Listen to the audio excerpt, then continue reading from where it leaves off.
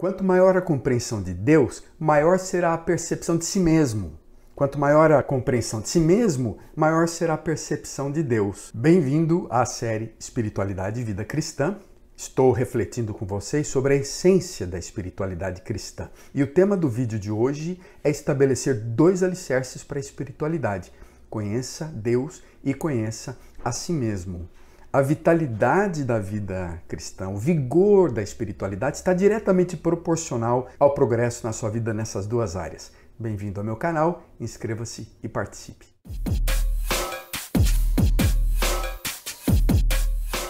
Conhecer Deus e conhecer a si mesmo sempre serão duas colunas mestras, dois pilares sobre os quais a gente pode construir uma casa mais forte, uma casa espiritual mais forte. Além disso, o conhecimento de um Deus verdadeiro também irá auxiliá-lo a conhecer melhor a si mesmo, conhecer melhor a sua própria humanidade a partir daquele que criou você, que é um ser frágil, vulnerável, humano, mas também um ser que tem em si mesmo a própria imagem desse Deus Criador.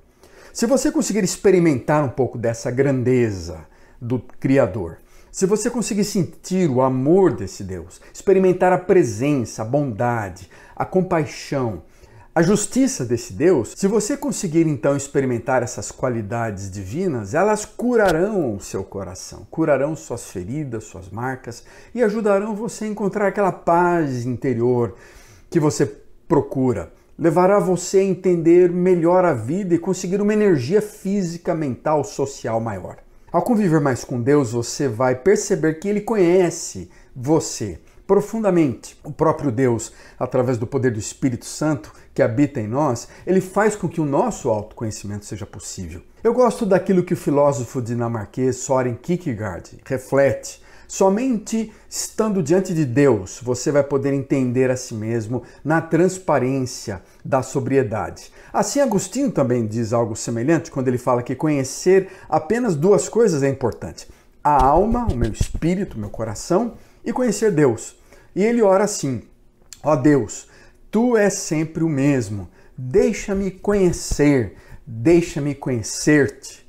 Quando no começo eu conhecia Deus, Tu me levantaste para que eu pudesse ver o que estava lá, para eu ver, apesar de ainda não estar apto para vê-lo. Você percebe essa relação não apenas em Kierkegaard, em Agostinho, esses dois grandes pensadores, filósofos cristãos. Esta relação muito próxima entre conhecer Deus e conhecer a mim mesmo, conhecer a si mesmo, são conceitos intimamente conectados. Assim, quanto mais autoconsciente você está da sua humanidade, mais maduro, mais controlável você será daquilo que está no seu interior, mais você terá controle, reconhecerá aquilo que você é feito. Isso é um estímulo para você, para mim, para que a gente cresça na autocompreensão. No início dos movimentos protestantes que aconteceram no século XVI, João Calvino lançou um manual para a formação do cristão, da vida espiritual do cristão, chamado As Institutas. Não era uma obra de doutrina sistemática, dogmática. Nas suas palavras, era um resumo daquilo que é importante para a piedade, para a gente compreender o que é necessário para a salvação. E nesse livro, embora ele trabalhe com várias questões doutrinárias teológicas que acabaram por se influenciar a maioria das igrejas nos séculos seguintes, as igrejas reformadas pelo menos, no capítulo de abertura das Institutas ele reafirma que o nosso conhecimento, o conhecimento da vida, ele tem dois pilares: conhecer Deus e o conhecimento de si mesmo. Novamente, Calvino ele vem tratar desse conhecimento de si próprio e do conhecimento de Deus como a síntese de toda a verdadeira espiritualidade, síntese da sabedoria, nas palavras de Calvino. Tomás de Aquino havia ensinado muito tempo antes que a teologia deve começar com Deus e em seguida vai aprender sobre as criaturas e como Deus se relaciona com toda a sua criação. João Calvino, mais do que ninguém, lhe disse que é importante a gente contemplar Deus. Todos subsistimos em Deus, mas ninguém vai conseguir admirar Deus sem contemplar a si mesmo. E numa perspectiva cristã, tudo na sua vida está relacionado ao conhecimento de Deus. E todo conhecimento que você tem de Deus vem através do seu interior, daquilo que passa por dentro de si. Há muitos cristãos que pensam que conhecer a si mesmo, conhecer o seu coração é algo secundário. E isso não acontece. Na verdade, Calvino vem romper definitivamente com essa abordagem medieval, quando ele afirma que o conhecimento de Deus está tão relacionado com o conhecimento de si mesmo que um não pode ser separado do outro. O verdadeiro autoconhecimento é um encontro com Deus que acontece simultaneamente no encontro no nosso próprio coração, no entendimento de quem nós somos, da nossa interioridade. Não dá para fazer uma separação entre eles. E assim, você percebe isso também em vários outros teólogos, como por exemplo nas palavras de John Owen, um grande teólogo inglês, que fala que a soma de toda a verdadeira sabedoria está relacionada a 3 temas. E aí ele fala de Calvino, o conhecimento de Deus, a natureza, o caráter, a grandeza, os atributos, as qualidades de Deus, o conhecimento de nós mesmos com relação à vontade de Deus para nós, e também ele inclui algo muito importante, que é a capacidade de andar em intimidade, em relacionamento, em comunhão com o Pai, com o Filho e com o Espírito Santo. Então o conhecimento abstrato, lógico e intelectual das doutrinas não é suficiente. Calvino chega a afirmar que os 2 conhecimentos, o conhecimento de Deus e o conhecimento de si mesmo, está tão completamente entrelaçados, os 2 estão tão intimamente dependentes que a gente não sabe onde começa um e quando termina o outro. Como é que um leva ao outro? Na verdade, o conhecimento de Deus, ele pode liberar o autoconhecimento, mas o autoconhecimento vai também nos levar ao conhecimento do Criador. Acho que essa é uma questão interessante. Para nós é secundário o que vem primeiro, se é o ovo ou a galinha. Mas o importante é saber que a maioria dos teólogos, dos pensadores cristãos, não consegue esclarecer plenamente onde está a presença de Deus dentro de nós e como é que a gente separa o coração humano do Deus vivo. É importante que a gente tenha essa noção mais clara, mais íntima. Talvez uma das principais razões da problemática entre nós é que a gente usa demasiadamente a filosofia de Platão, de Aristóteles e de vários outros pensadores para descrever Deus, para interpretar Deus, para interpretar também os textos bíblicos de Paulo e Pedro. E a gente perde a noção de que a gente precisa olhar mais para aquele olhar do judeu imparcial, daquele olhar mais oriental até mesmo, e menos para a filosofia grega. Sejam evangélicos, protestantes, católicos, sobrecarregaram a nossa mente com filosofia, com conceitos abstratos, especialmente conceitos gregos helenistas, que até hoje é difícil a gente refletir sobre a Bíblia com um olhar mais oriental, mais judeu. Mas quando a gente pensa sobre Deus que se manifesta em Jesus Cristo nos evangelhos, as qualidades de Cristo, as características de Jesus, quem era Cristo, o amor refletido na pessoa de Jesus, a misericórdia de Jesus Cristo, a justiça de Jesus Cristo, a sabedoria, a inteligência, o poder de Jesus Cristo. Ele, na verdade, é o prumo, é o standard para qual a gente deve comparar a nossa humanidade. E assim a gente fica extasiado, impressionado, quando percebe a nossa distância da beleza de Jesus Cristo. Quando a gente percebe a distância da nossa humanidade, da sabedoria de Cristo, a inteligência de Cristo, a maturidade. E a presença de Jesus dentro de nós que pode nos levar a compreender melhor quem nós somos. Quanto mais a gente procura Deus em Jesus Cristo e nesse Jesus que está presente em nós pelo Espírito Santo, mais a gente poderá apreciar, na verdade, quem é Deus. Sem Jesus como um padrão, como uma regra para medir a nós mesmos, invariavelmente nós nos renderemos ao nosso orgulho, à nossa autoestima,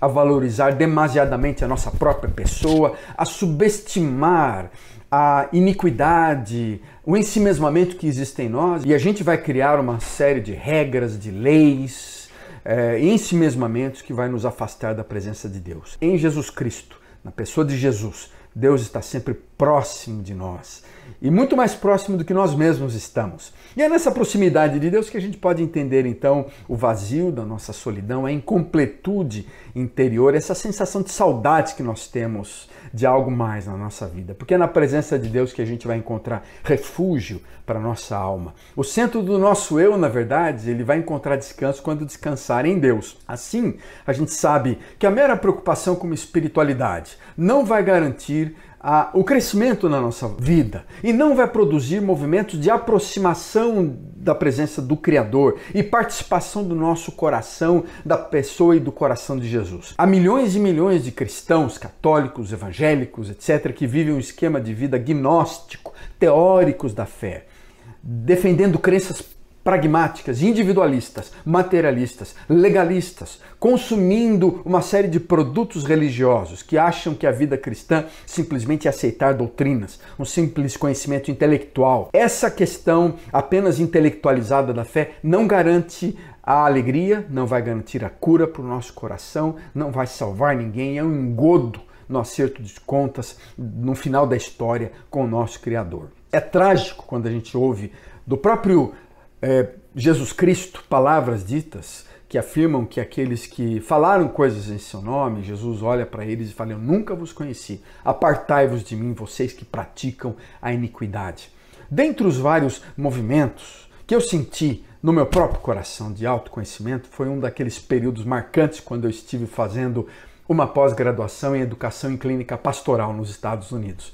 Durante 10 meses, eu trabalhei num hospital psiquiátrico, convivi semanalmente com pacientes em depressão, pacientes suicidas, pacientes com diversos problemas de vícios, traumatizados pelas drogas, com uma série de transtornos, cristãos e não cristãos. E fazia parte do meu treinamento também estar envolvido num grupo de terapia entre profissionais diversos e uma terapia também individual com o meu próprio supervisor pastoral. Após meses intensos de tratamento mental e de um esforço emocional, eu percebi a dor da minha alma, eu percebi que eu não me conhecia muito bem.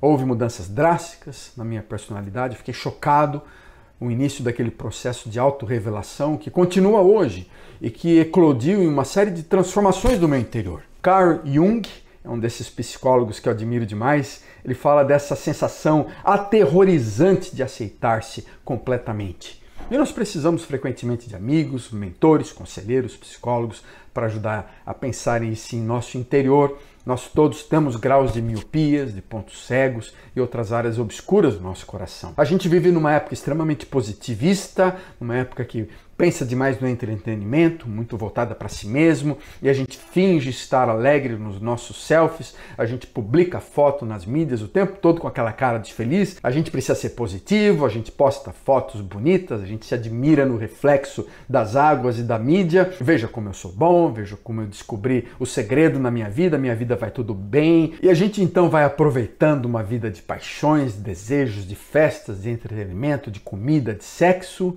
e a gente não percebe que há algo errado no nosso interior. Nós não nos conhecemos e a vida passa rápida. Rubem Alves compara a vida a uma grande bacia de jabuticabas nas mãos de uma criança. No começo, essa criança come vorazmente, desperdiçando várias delas, jogando fora, comendo pela metade e não vai percebendo que a bacia se esvazia rapidamente.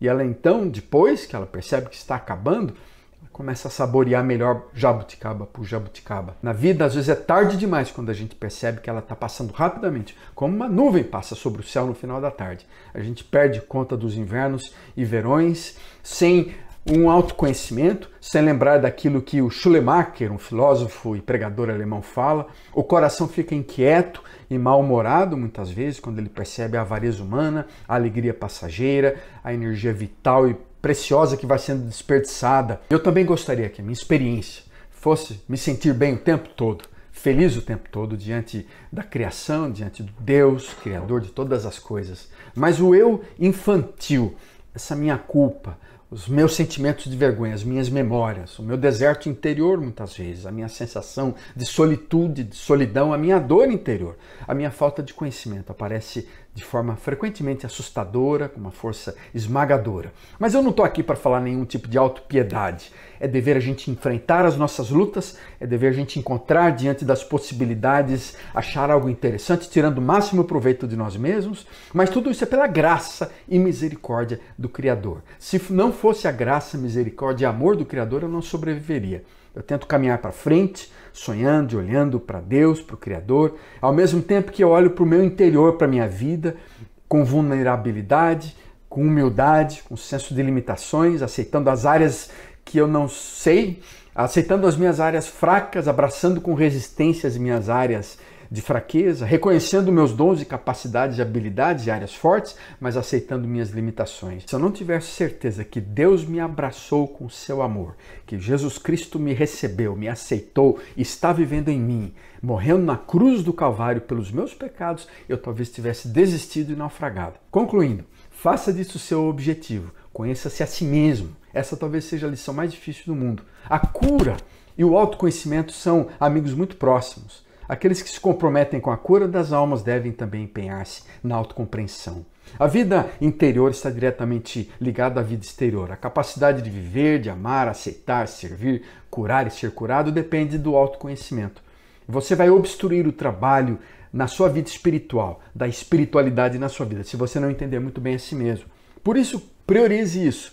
Conheça Deus, conheça a si. Porque sem o conhecimento de você, você nunca vai conseguir crescer na espiritualidade cristã. Você pode até provar que Deus está perto de você, mas você vai entender melhor a presença de Deus quando você ficar consciente da sua própria humanidade, da sua própria vulnerabilidade, da sua própria incompletude, da sua própria infelicidade. A gente vive num mundo de sofrimentos e misérias. Homens e mulheres frequentemente existem em labirintos, no meio de densos nevoeiros, da complexidade desse mundo, vivendo sonos escuros e dores interiores profundas.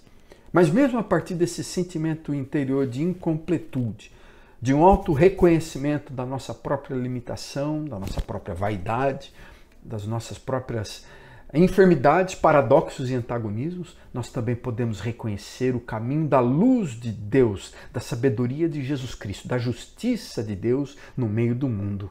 E Ele está presente, Ele está conosco. Deus é Deus de amor.